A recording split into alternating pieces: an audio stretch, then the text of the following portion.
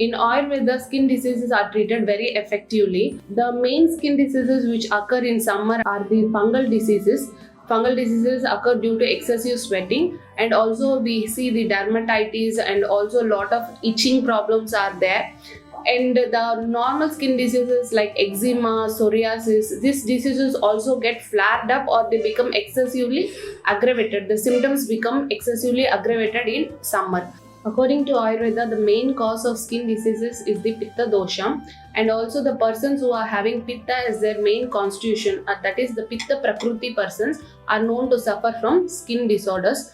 This occurs mainly due to the liver malfunction, liver being excessively stimulated. So we will see the main causes of these skin disorders.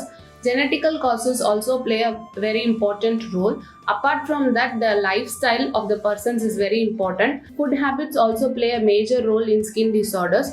So when the persons are taking excessive fast foods or junk foods, or they are taking excessive spicy, oily foods, this type of foods are known to aggravate the Pitta dosha, and thereby they cause these skin disorders.